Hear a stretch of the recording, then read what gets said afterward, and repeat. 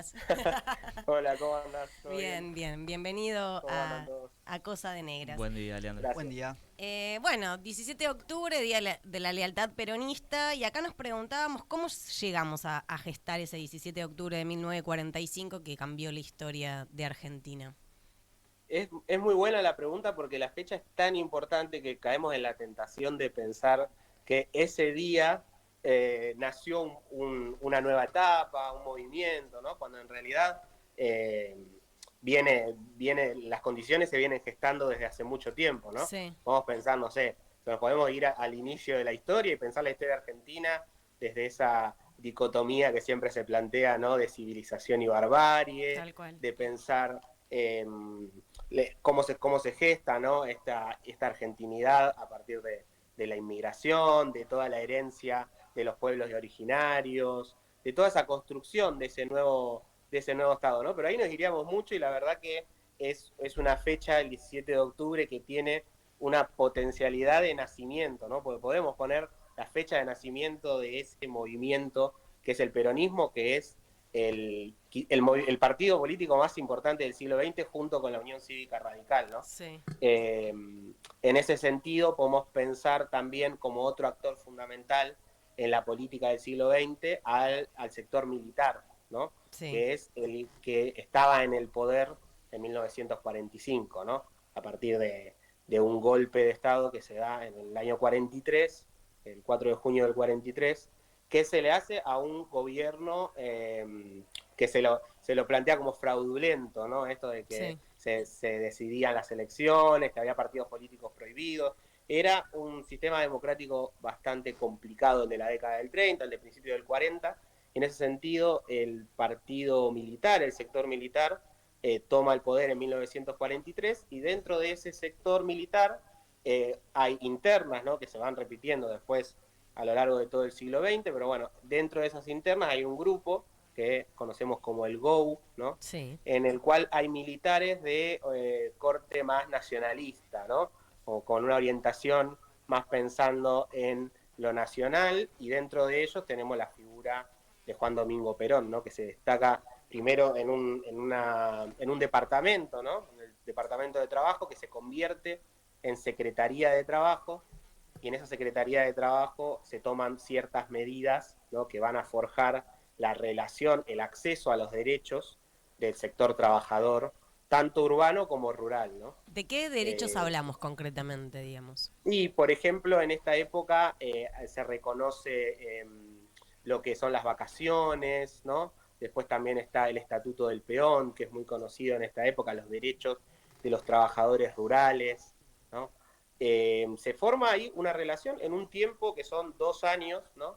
Entre esos trabajadores representados en los sindicatos y la figura de Juan Domingo Perón, O sea, ¿no? es ahí entre el 43 y el 45 donde él consolida, ¿no? Este liderazgo y esta representatividad en la clase trabajadora.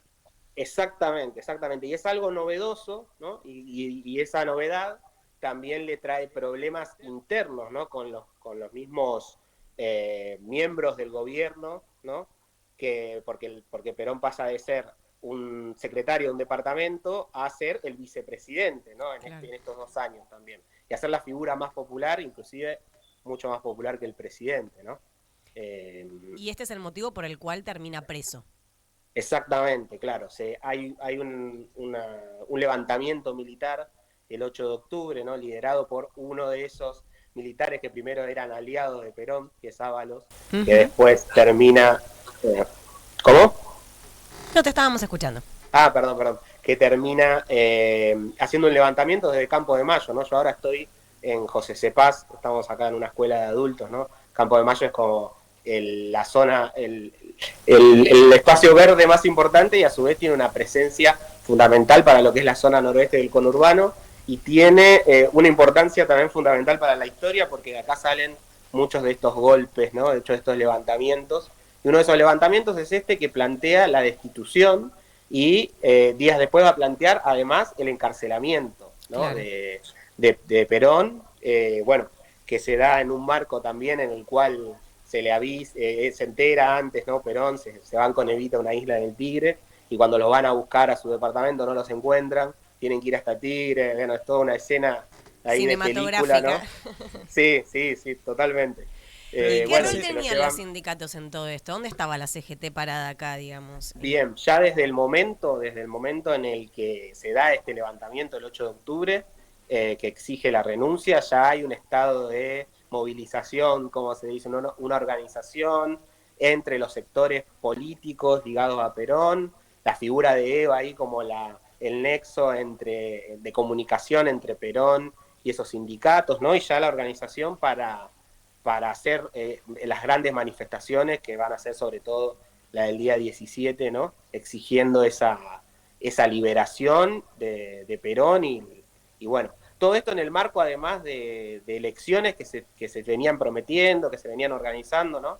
Ese retorno a la democracia que se va a terminar de consolidar con esta movilización del 17 de octubre, ¿no? Sí, yo tenía entendido que la CGT había convocado un paro para el 18, para el día siguiente, creo, el Claro, 18 o el 19.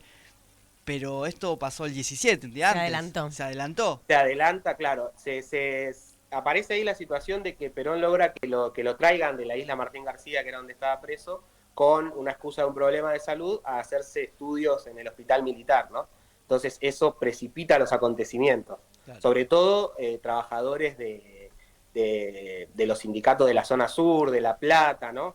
Es esa marea humana que viene a la capital federal, que ocupa el espacio público de la capital Sí. por primera vez, ¿no?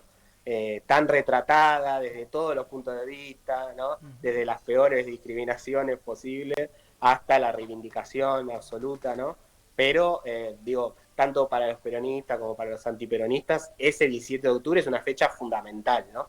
Para la historia. Así que, nada, eso. ¿Y cómo pasa de estar preso a hablar desde el balcón de la Rosada a multitudes, digamos? Bien, cuando Ahí, ante la perdón, Leandro, movilización, sí, que te interrumpa, pero claro, ahí se habla, ¿no? Él estaba detenido en la isla Martín García y a eso de las 9 de la mañana es trasladado por un problema de salud. Que, ¿no? Ahí hay también un tema, ¿no? Si efectivamente era verdad o si hay ¿no? Como se construye también un mito en base sí, a ese problema. exactamente.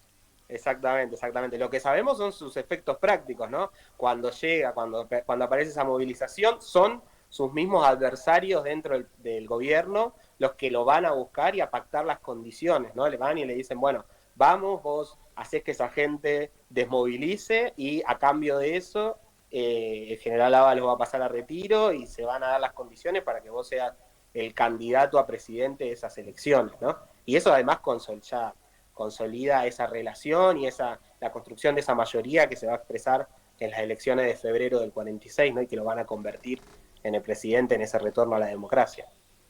Tal cual. Y Leandro, ¿y podés graficarnos de alguna manera cómo es ese hito de toda esta movilización de las masas? Sí. Porque hay que, digamos, en 1945 no había transporte, No había redes sociales. No había redes WhatsApp. sociales. ¿Cómo, Exactamente. como Y para hay que además, claro, eso, un nivel de organización, de movilización, todo, inclusive en un día en el que los pocos accesos que había a la capital, nosotros estamos del lado noroeste, Claro. ¿no? Pero para el lado sur de la capital Claro, está el río, ¿no? Hay que cruzar el río. Entonces riachuelo. está que se el mito decía de que que hay gente que levantaban lo cruzó nadando. y que levantaban los puentes Claro. y la gente igual Cruzaban cruzaban. bote. Yo vengo del sur, Exactamente. yo soy de Lanús, entonces Bueno, ahí Sí. está muy retratado eso, de que se Sí. cruzaba en bote, algunos cruzaban nadando también. Había Después, sí, varias sí. formas de cruzar. Después ya se bajan los puentes porque Sí, ya fue era grave. inevitable, ¿no? Claro. Sí, pero sí, claro, sí. esto también como para tomar dimensión de lo que fue Sí. la magnitud de esa movilización. Hay números, ¿viste? Pero bueno, como siempre los números nos pasa hoy en día, los números de las movilizaciones depende de quién los mira, ¿no? Pero bueno, desde 80.000 a 500.000 personas se dice que vinieron a la Plaza de Mayo. Que igualmente sea el número que sea, es increíble. Es increíble. Sí. Leandro, quería preguntarte por la construcción de liderazgos personalistas tan característicos de nuestro país y que todo el tiempo se ponen como en duda, ¿no? Ahora volvemos a escuchar de basta de construcción por la interna que hay en el PJ, de construcciones personalistas. Digo, pero ¿por qué funcionan tan bien y cómo Perón logra consolidarse, digamos, como un líder personalista? Sí, bueno, es una muy buena pregunta. Yo creo que desde lo que es nuestra Constitución ya plantea, ¿no? El personalismo en el Poder Ejecutivo y y nuestra propia historia también, el caudillismo, ¿no? Los líderes, los grandes próceres que tenemos, digo, todo plantea una construcción más individual de ese poder, ¿no? De esos líderes, además que logran conectarse a partir de ese liderazgo con esas grandes mayorías, ¿no? Y eso es una tradición que es parte de nuestra historia y que por más que se intente muchas veces deslegitimar o algo, va a seguir existiendo para mí porque es parte de esa historia, es parte de nuestra identidad. Entonces, más digo, no sé cómo se va a resolver la interna actual y eso, pero si el objetivo es terminar con los liderazgos personalistas, lo veo complicado, digamos, a quienes tengan ese objetivo. Sí, aparte también lo vemos del otro lado, ¿no? Hoy tenemos un Sí, presidente con fuerte carisma, que que llega a gente, por más que, o sea, también hay un personalismo y un liderazgo de derecha en este caso, que Macri no logró hacerlo, Total. no lo uh-huh. pudo, no logró empatizar, pero con este actual presidente sí, él lo está logrando, por lo menos con un grupo de personas, ¿no? Ellos, yo no tengo la certeza, pero creo que tienen muy estudiado este movimiento. Muchos, ¿no? Y digo, y el Claro. peronismo, el movimiento también. Lo tienen mucho más estudiado de lo que pueden admitir, digamos, en público. Sobre todo la vicepresidenta. Bueno, claro, tal cual. Y volviendo un poco al peronismo y en Sí, algo que a mí me vuelve a sorprender, lo retomo, ya lo charlamos, pero lo retomo, digo, en esta construcción tan rápida, ¿no? Del 43 al 45, que se sí. convierta en un referente de masas, ¿esto es gracias a los sindicatos y a la representatividad que dio, digamos, en los trabajadores? Sí, yo creo que ahí hay un pilar fundamental. Después de eso se consolida, se amplía a otros sectores, ¿no? Ya cuando es desde el Estado, ¿no? Todo el avance, no sé, en cuestiones de salud, todo lo que es la construcción de la rama femenina del partido, ¿no? Son maneras de acceder a esos sectores populares y de construir esta famosa columna vertebral que se dice, ¿no?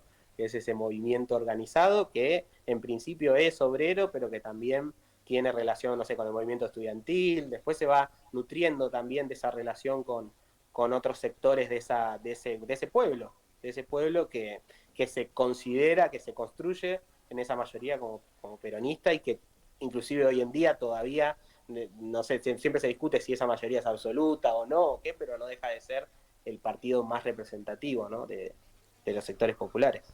Totalmente. Te retomo que mencionaste al movimiento estudiantil universitario Sí, para preguntarte como, bueno, profe de adultos, acabas de decir que se creó sí. durante el peronismo, el Departamento de Educación de Adultos, creo también. Eh, Eh, y la gratuidad universitaria sobre todo, ¿no? Tal cual.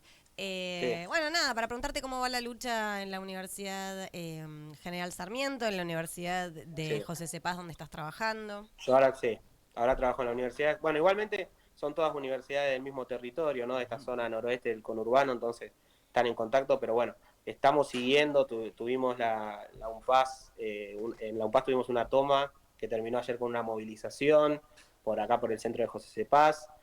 Tuvimos clases públicas durante estos días también, donde nos acompañaron estudiantes, docentes, no docentes de varias carreras. Y bueno, y ahora hoy la universidad está de paro, ¿no? El paro es hoy, es el lunes y es el martes. Ujú. Así que bueno, estamos expectantes porque si bien el veto ya está, ¿no?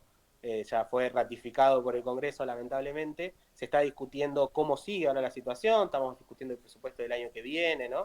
Y obviamente la lucha continúa y cada vez son más las universidades y los estudiantes, ¿no? Nosotros trabajamos mucho el sostener la cursada, la relación con los estudiantes, de que esto no afecte el proceso de aprendizaje, pero a la vez representar todo ese movimiento que se está gestando y que es fundamental para el futuro de la universidad. Así que en ese contexto seguimos teniendo clases, la toma fue con clases, pero no dejamos de movilizar ni de estar presente y de seguir peleando por hacer realidad ese derecho a la educación que es fundamental para el futuro de nuestro país. Buenísimo. Bueno, Leandro, te recontra agradecemos el ratito que nos brindaste para poder analizar este momento. Un momento que además yo notaba, seguramente que a vos por tu oficio, Leandro, y a nosotros por peronistas, nos saca a todos una sonrisa. Hablábamos y nos ibas narrando y era como que nos íbamos apasionando en la historia. Así que nada, me parece que se trata un poquito de volver a contar, volver a las bases y a la historia para, bueno, que la historia no se repita o elegir, ¿no? De última. Bueno, muchas gracias, Leandro. Gracias a ustedes. Hasta luego.